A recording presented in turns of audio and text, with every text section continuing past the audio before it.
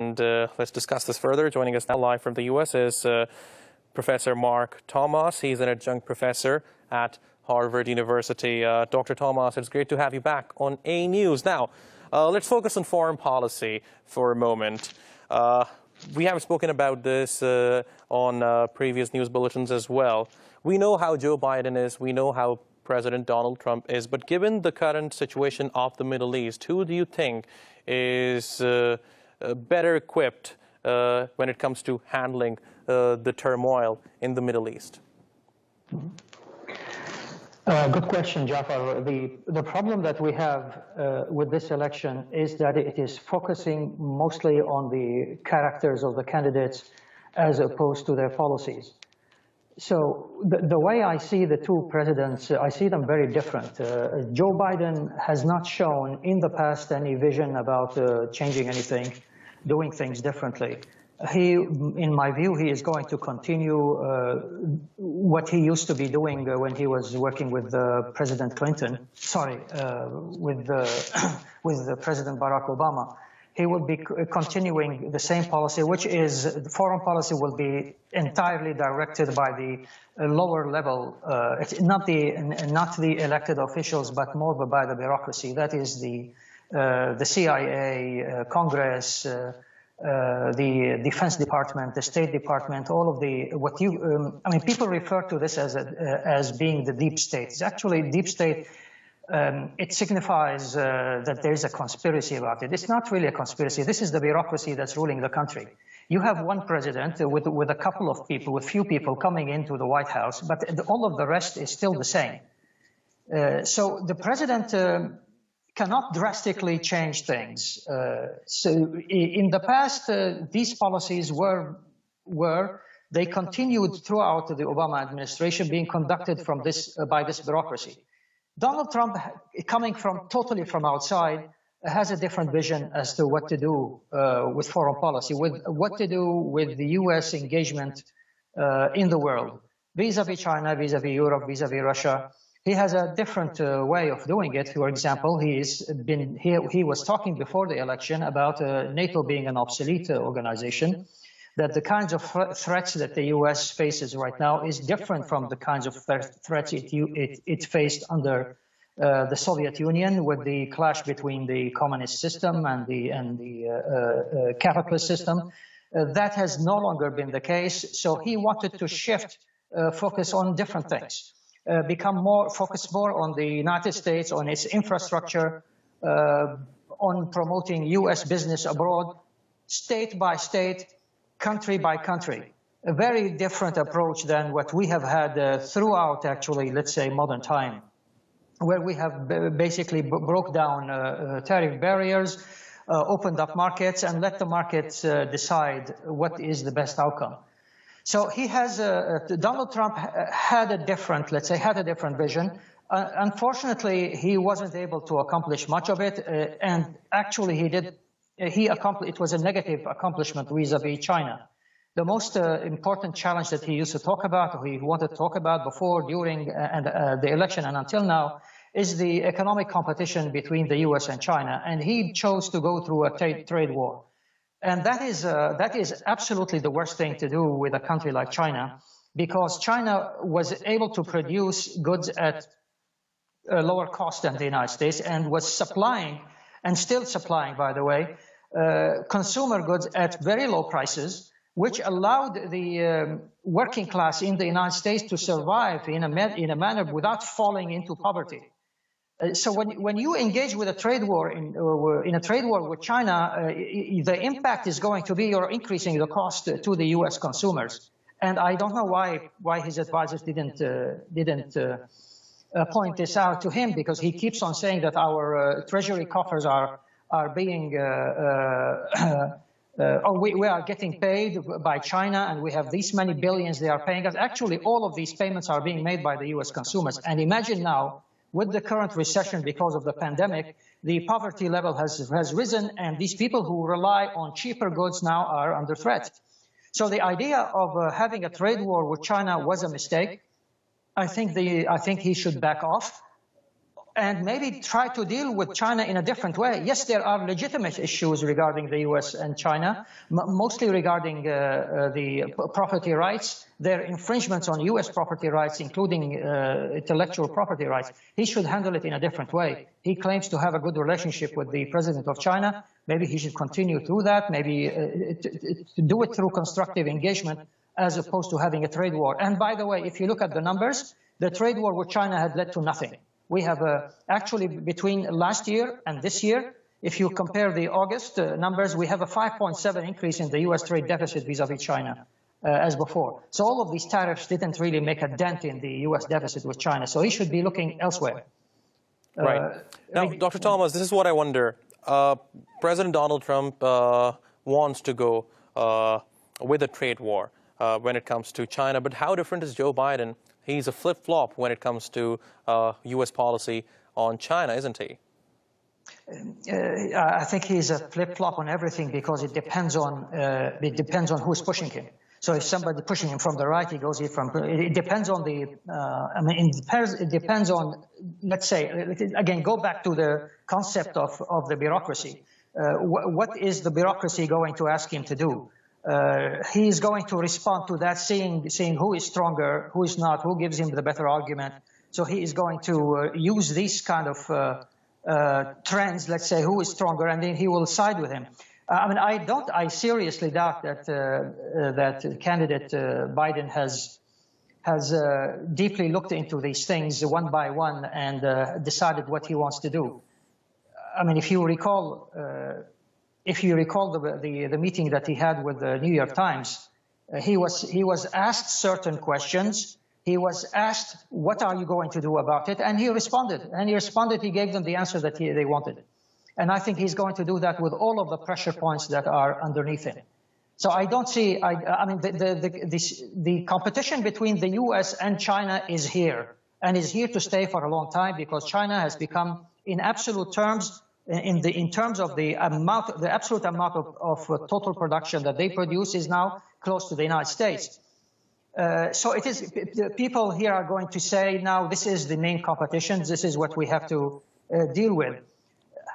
So he's going to have to deal with it as much as Donald Trump has. However, I want to add one thing here. Why I think the competition with China is overblown and is portrayed in a negative way. And I think this is more psychological than economic. Because when you compare two countries, what you need to compare is the per capita income, per capita output, as opposed to the total output. I mean, if you take a country like China, take their GDP, if you want to see what their standard of living is, you have to take that total number and divide it by the number of people. What is the current population of China? I didn't follow up, but I presume it is somewhere around 1.5 billion. What is the population of the United States? It's somewhere around 300 million. So you can see the GDP per capita of China is somewhere in the middle to the lower middle income countries. So that is by no way is compared to the United States. So when you have absolute numbers, they look like shocking. They look like you should be scared because it's a powerful country. But on the other hand, the per capita income is low. You are talking about two economies on completely different levels. So why not take advantage of the fact that they are producing products at a lower price, at a low price, which the U.S. poor consumers can afford? Why to go and place tariffs on products that you don't need to place tariffs and end up with a higher consumer prices and end up them imposing tariffs on agricultural goods as they did and as Midwestern states suffered from. So I think that was a wrong strategy to deal with China.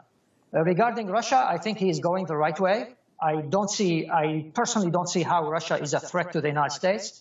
They talk about Russia influencing U.S. elections, another hoax. Yes, they are trying to influence. Of course, they would prefer somebody like Donald Trump.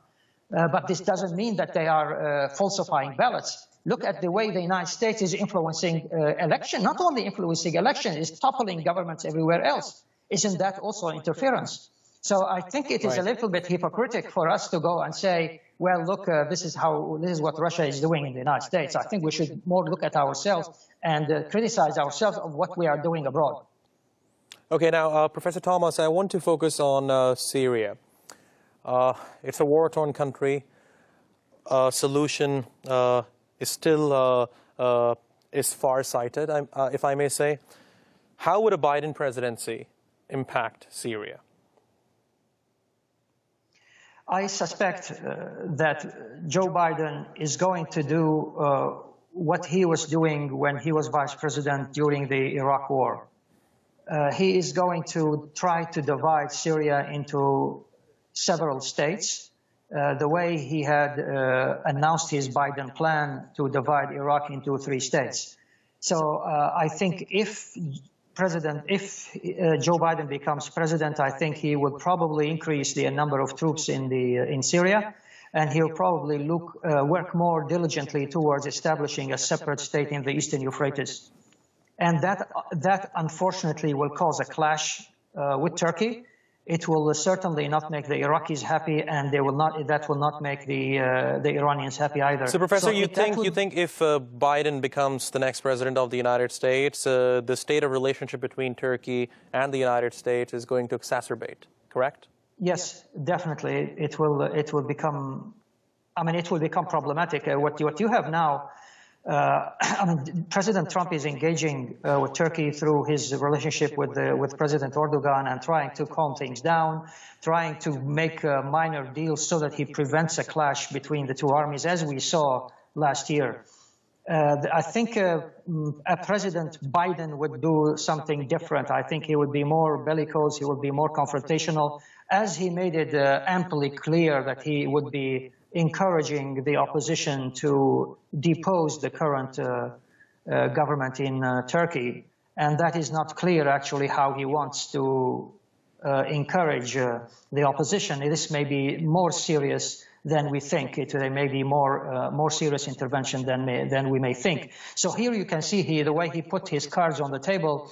We only have the option to take him seriously regarding what he said. So imagine the kind of instability that will create, and with the kind of uncertain outcomes. We basically don't know how that's going to end up, because we know that in the long run, the United States cannot stay in the Middle East. And by the way, I want to emphasize this, the notion that the United States does not want to stay in the Middle East was not a Donald Trump notion. I mean, he is not the one who was the first one to suggest. It was Barack Obama, President Barack Obama, who said that. He said, we are going to go out of the Middle East, and we are going to head towards the East, that is towards Asia, toward China, towards the other East Asian countries. And by the way, Barack Obama, in his last interview with The Atlantic, he revealed much of what he felt about U.S. foreign policy. He said regarding the Middle East, let Saudi Arabia and Iran divide the Middle East between them. By the way, and this is what was interesting in that, that is the U.S. withdraws, and Saudi Arabia and Iran, they either slug it out in the Middle East, or they come to an agreement to peaceful agreement as how to divide the Middle East within them. But he forgot to mention Turkey. I mean, look, and he said that at the time, at the height of the Syrian civil war. And Turkey is involved in so many ways. And as you know now, it has the entire, Turkey is in the entire northern part of Syria, and it has its weight in the Middle East. You cannot have only Saudi Arabia and Iran decide what's going to happen in the Levant. So do you see the point? So if what he will do is he will try to stay as long as possible in order to create a state, another state on the Eastern Euphrates. But he cannot stay for long, because nobody wants him to stay for long. I mean, except for some regional powers.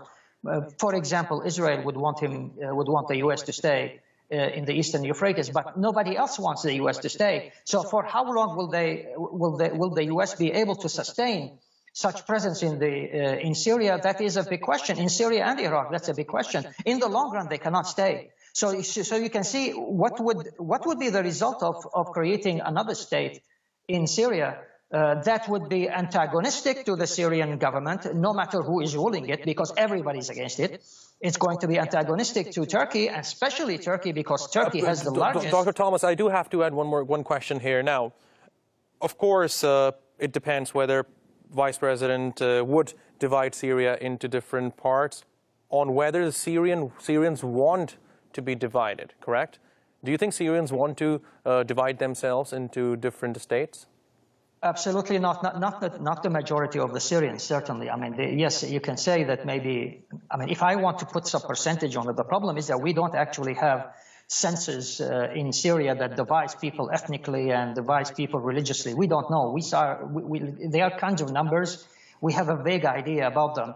I mean, if I may speak a bit more specifically, we are talking about a state in the eastern Euphrates that is dominated by the Kurds. And you have the Kurdish element in Syria is very small. It cannot be more than 10%. And we cannot even say that 10% of the Kurds want an independent state in Syria. And we are talking about the eastern Euphrates, where you have so many people with different ethnic backgrounds. You have Arabs, you have Assyrians, you have other sects that don't necessarily get along with let's say with the representation of the current representation of the Kurds with the YPG, with having extreme nationalist agenda. So yes, so I think, I know that the Syrians don't want. So what you have, the majority of Syrians don't want another state. So what you are going to have is another element of instability in that region that will extend clashes, it will extend animosities, create more friction for an unknown time in the future. So for that reason, I am very pessimistic about the foreign policy results of a Biden administration. Dr. Tomass, I want to expand the discussion and talk about Israel. Israel has benefited a lot from the presidency of Donald Trump. Now, assuming President Donald Trump stays in office, what do you think is going to happen to the Palestinians? There will be no, let's say, no ambition. I'd rather say there is no prospect for the Palestinians as a people on the land of Palestine. I think that project has failed. I mean, it failed in the sense that nobody was able to support the Palestinians enough for them to be able to have their own state on their historical land. So I think a continuation of a presidency of Donald Trump would be probably the last, the nail in the last, the last nail in the coffin of Palestine.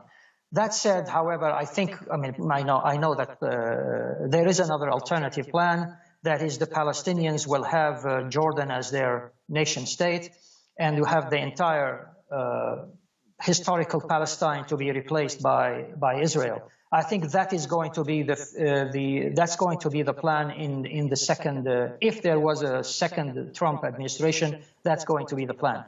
And furthermore, there's going to be more pressure on Syria to normalize, probably with some sort of symbolic withdrawal of some parts of the Golan Heights, which the other side will market as a major victory, because that is the only obstacle that's left. You have Syria and you have Hezbollah. These are the two obstacles that are left for a total domination of Israel in the Levant. So unfortunately, I say that with, and I'm unhappy about it, that there is no prospect for the Palestinians on the land of Palestine to have their own independent state. The only prospects for them to have is to struggle for equal citizenship rights, to struggle peacefully for equal citizenship rights, because and to talk to people, to communicate with people, to organize with people within Israel who believe that a system similar to apartheid is not moral. In other words, address the consciousness of the Israeli people as opposed to fight with them and as opposed to have a violent reaction to the acquisition or the coming acquisition of the West Bank. There are people in Israel who are not racist, who are not who don't believe in segregation, who don't believe in apartheid. There are small. Maybe that's what we need to do as Americans, is to support that trend instead of supporting the Likud party and Netanyahu, who are who are 100% biased towards. Dr. Tomass, I know it's hard to guess, but who do you think Prime Minister Netanyahu would want to see as the President of the United States? I would think he personally would want to see Donald Trump, definitely. But you see, when it comes to the United States, it's not really, there wouldn't be no 180 degrees change in U.S. policy if Joe Biden becomes president. I mean, nobody would dare to go 180 degrees in a different direction. Right. If you heard like Nancy Pelosi, I think it was like a couple of years ago, she said something. I mean, you could search for it on YouTube. The way she said it, that no matter what happens in the United States, even if there was starvation, there was famine, the U.S. policy towards Israel will not change. And this is coming from the Democratic side, from Nancy Pelosi. I think Israel is all set in terms of securing U.S. support for whatever it wants to do. And that's why I am saying it is really futile to influence the U.S., because what would work is to influence Israel itself, not the U.S. Talk to the Israelis themselves and convince them that apartheid is wrong. In the long run, human beings want to strive towards equality, wants to strive toward justice. This is an instinct that humans have. And this sort of apartheid cannot continue in the long run. It's an element of instability, and we have to change the way in which we think about our identities. We have to focus on things that we have in common and not focus on our opposing identities that will divide us further. Great analysis there, Dr. Mark Tomass. As always, we are grateful to you for participating in the brief. Thank you very much once again. Thank you, Jafar.